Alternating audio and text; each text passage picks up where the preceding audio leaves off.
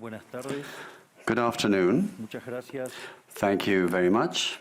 Hoy estoy acá Today, I'm here para decirles que Occidente to tell you está en that the peligro. Western world is in danger. Está en peligro porque And it aquellos que is supuestamente deben endangered defender because los valores those de who are Occidente supposed to have to se defend the encuentran values of the cooptados por West una visión del are mundo co-opted by a inexorablemente conduce al vision of the fascismo, world that en inexorably consecuencia, leads to a la socialism pobreza.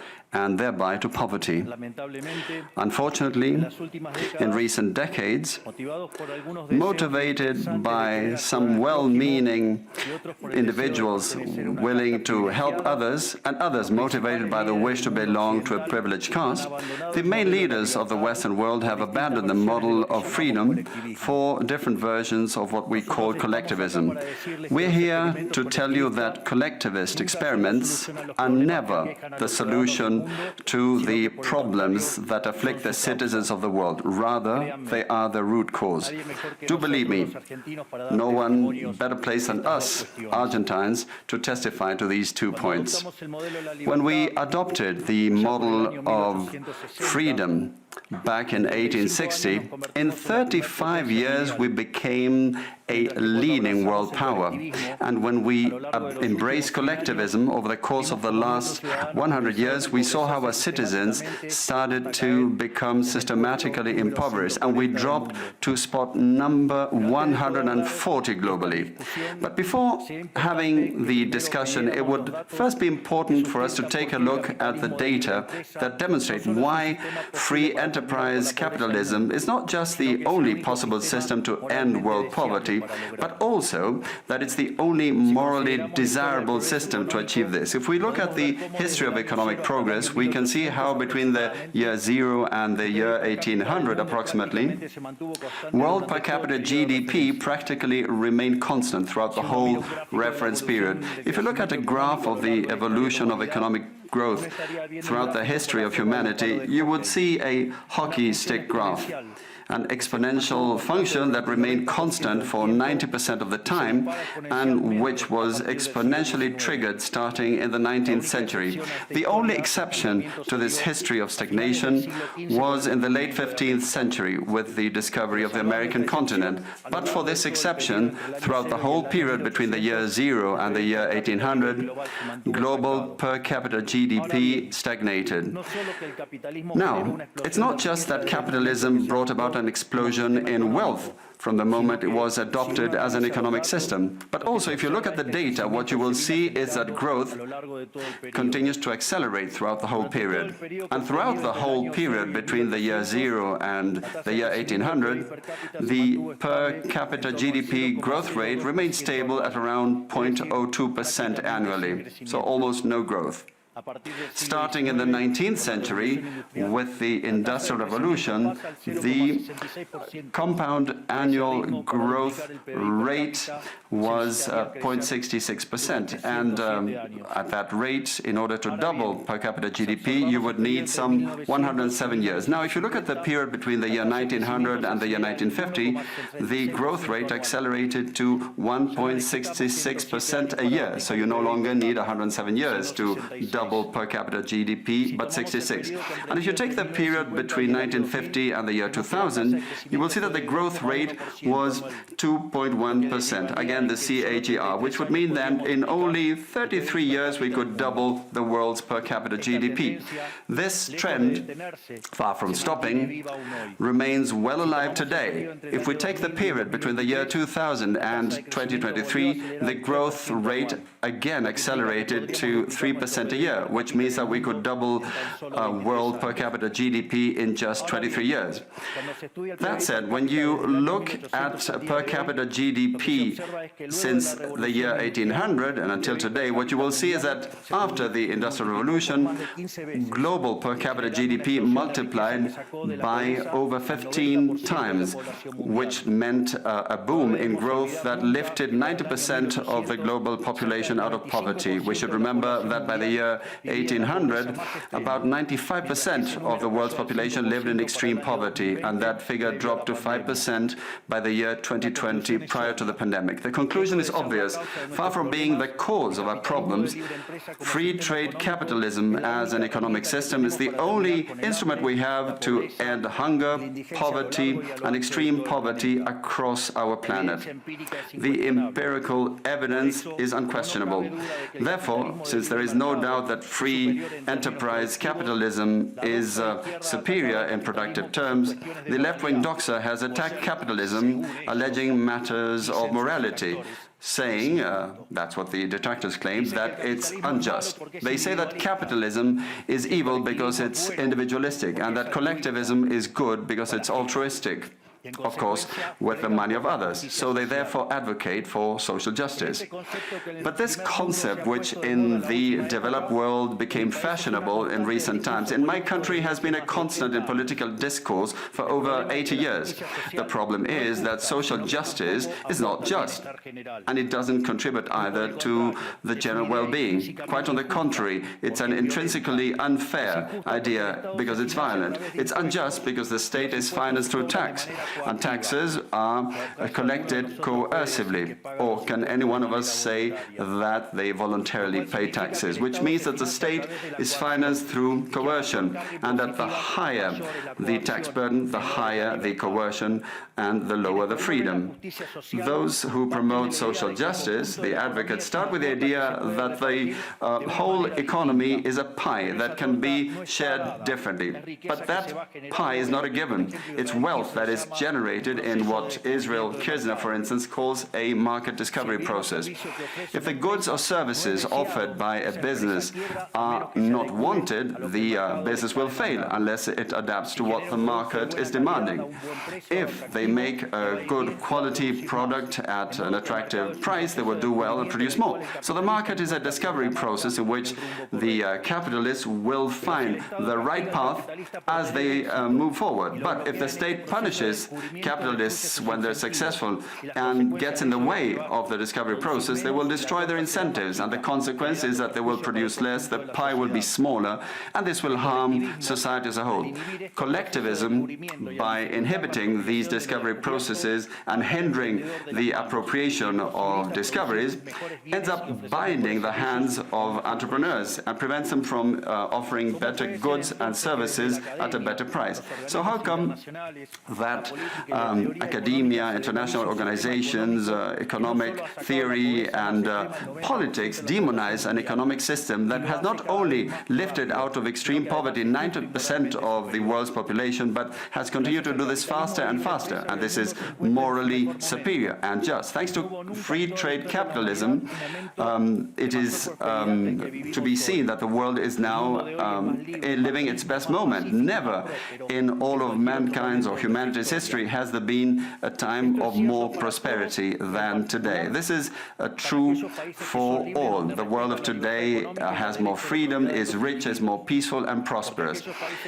And this is particularly true for countries that have more freedom and have economic freedom and respect the property rights of individuals, because countries that have more freedom are 12 times richer than those that are repressed, and the lowest decile in terms of distribution in free countries are better off than 90% of the population of repressed countries, and poverty is 25 times lower, and extreme poverty is 50 times lower. And citizens in free countries live 25% longer than citizens in repressed countries. Now, what is it that we mean when we talk about libertarianism? And let me quote the words of the greatest authority on freedom in Argentina, Professor Alberto Venegas Lech Jr., who says that libertarianism is the unrestricted respect for the life project of others, based on the principle of non-aggression, in defense of the right to life, liberty and property.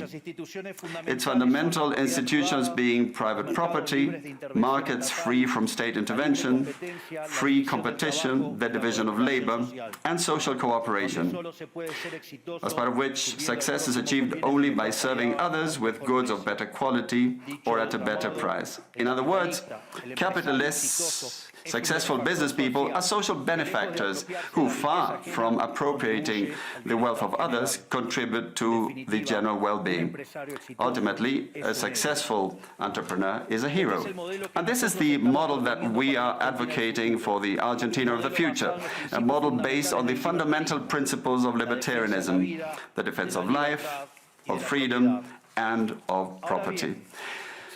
Now, if free enterprise capitalism and economic freedom have proven to be extraordinary instruments to end poverty in the world, and we are now at the best time in the history of humanity, it is worth asking why I say that the West is endangered. And I say this precisely because in those of our countries that should defend the values of the free market, private property, and the other institutions of libertarianism, sectors of the political and economic establishment, some due to mistakes in their theoretical framework and others due to a greed for power are undermining the foundations of libertarianism, opening up the doors to socialism and potentially condemning us to poverty, misery and stagnation. It should never be forgotten that socialism is always and everywhere an impoverishing phenomenon that has failed in all countries where it's been tried out. It's been a failure economically, socially, culturally, and it also murdered over 100 million human beings.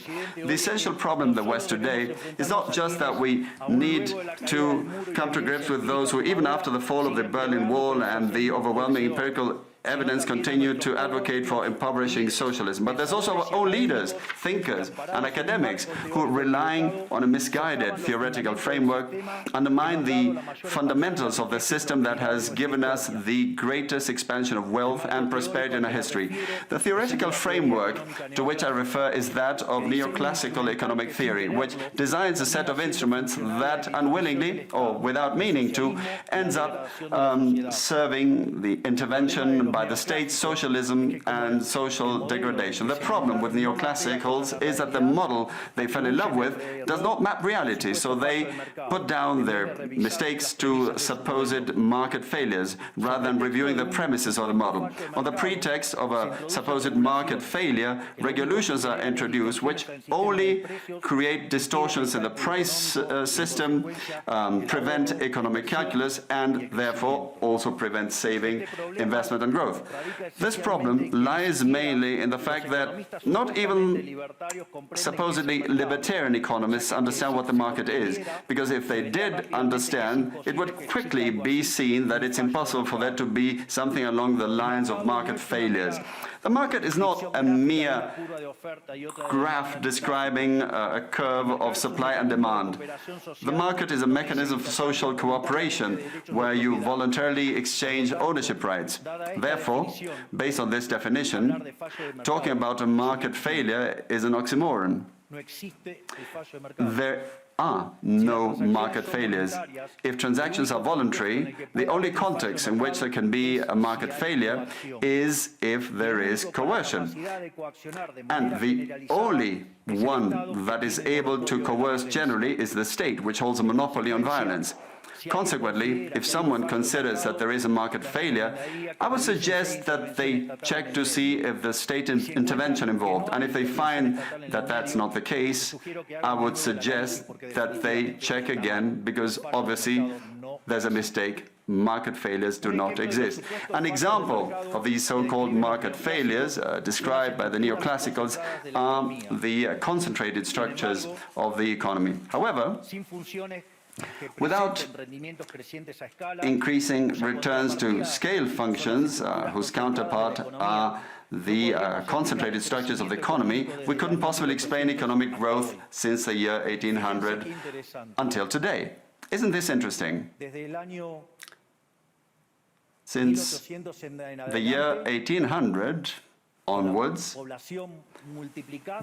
with population multiplying by 8 or 9 times, per capita GDP grown by over 15 times. So there are growing returns, which took extreme poverty from 95% to 5%. However, the presence of growing returns involves concentrated structures. what we would call a monopoly. How come then that something that has generated so much well-being for the neoclassical theory is a market failure? Neoclassical economists think outside of the box. When the model fails, you shouldn't get angry with reality, but rather with the model and change it. The dilemma faced by the neoclassical model is that they say they wish to perfect the functioning of the market by attacking what they consider to be failures. But in so doing, they don't just open up the doors to socialism, but also go against economic growth.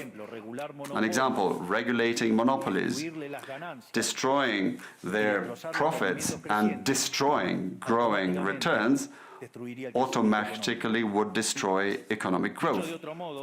In other words, whenever you want to correct a supposed market failure inexorably, as a result of not knowing what the market is, or as a result of having fallen in love with a failed model, you are opening up the doors to socialism and condemning people to poverty. However, faced with the theoretical demonstration that state intervention is harmful and the empirical evidence that it has failed couldn't have been otherwise, the solution to be proposed by collectivists is not greater freedom, but rather greater regulation, which creates a downward spiral of regulations until we're all poorer and the life of all of us depends on a bureaucrat sitting in a luxury office. Given the dismal failure of collectivist models and the undeniable advances in the free world, socialists were forced to change their agenda. They left behind the class struggle based on the economic system and replaced this with other supposed social conflicts which are just as harmful to life as a community and to economic growth. The first of these new battles was the ridiculous and unnatural fight between man and woman. Libertarianism already provides for equality of these sexes. The cornerstone of our creed says that all humans are created equal, that we all have the same unalienable rights granted by the Creator, including life, freedom, and ownership. All that this radical feminism agenda has led to is greater state intervention to hinder the economic process, giving a job to bureaucrats who have not contributed anything to society. Examples, ministries of women or international organizations devoted to promoting this agenda. Another conflict presented by socialists is that of humans against nature, claiming that we human beings damage the planet, which should be protected at all costs, even going as far as advocating for population control mechanisms or the bloody abortion agenda. Unfortunately, these harmful ideas have taken a strong hold in our society. Neo-Marxists have managed to co-opt the common sense of the Western world, and this they have achieved by appropriating the media, culture, universities, and also international organizations. The latter case is the most serious one, probably, because these are institutions that have enormous influence on political and economic decisions of the countries that make up the multilateral organizations. Fortunately, there's more and more of us who are daring to make our voices heard, because we see that if we don't truly and decisively fight against these ideas, the only possible fate is for us to have increasing levels of state regulation, socialism, poverty, and less freedom, and therefore will be having worse standards of living. The West has unfortunately already started to go along this path. I know to many it may sound ridiculous to suggest that the West has turned to socialism, but it's only ridiculous if you only limit yourself to the traditional economic definition of socialism, which says that it's an economic system where the state owns the means of production. This definition, in my view, should be updated in the light of current circumstances. Today, states don't need to directly control the means of production to control every aspect of the lives of individuals. With tools such as printing money, debt, subsidies, controlling the interest rate, price controls, and regulations to correct the so-called market failures, they can control the lives and fates of millions of individuals. This is how we come to the point where, by using different names or guises, a good deal of the generally accepted political offers in most Western countries are collectivist variants, whether they proclaim to be openly communists, fascists, Nazis, socialists, social democrats, national socialists, Democrat Christians, or Christian Democrats, neo-Keynesians, progressive, populist, nationalists, or globalists. At bottom, there are no major differences. They all say that the state should steer all aspects of the lives of individuals. They all defend a model contrary to that one which led humanity to the most spectacular progress in its history. We have come here today to invite the rest of the countries in the Western world to get back on the path of prosperity, economic freedom, limited government, and unlimited respect for private property are essential elements for economic growth. And the impoverishment produced by collectivism is no fantasy, nor is it an inescapable fate. But it's a reality that we Argentines know very well. We have lived through this, we have been through this, because as I said earlier, ever since we decided to abandon the model of freedom that had made us rich, we have been caught up in a downward spiral, as part of which we are poorer and poorer day by day. So this is something we have lived through, and we are here to warn you about what can happen if the countries in the Western world that became rich through the model of freedom stay on this path of servitude. The case of Argentina is an empirical demonstration that no matter how rich you may be, or how much you may have in terms of natural resources, or how skilled your population may be, or educated, or how many bars of gold you may have in the central bank, if measures are adopted that hinder the free functioning of markets, free competition, free price systems, if you hinder trade, if you attack private property, the only possible fate is poverty.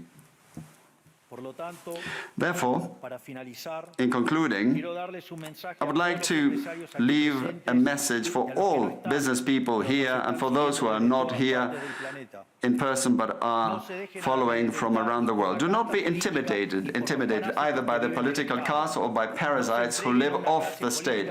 Do not surrender to a political class that only wants to stay in power and retain its privileges. You are social benefactors, you're heroes, you're the creators of the most extraordinary period of prosperity we've ever seen. Let no one tell you that your ambition is immoral. If you make money, it's because you offer a better product at a better price, thereby contributing to general well-being. Do not surrender to the advance of the state. The state is not the solution. The state is the problem itself. You are the true protagonists of this story. And rest assured that as from today, Argentina is your staunch, unconditional ally. Thank you very much, and long live freedom. Damn it.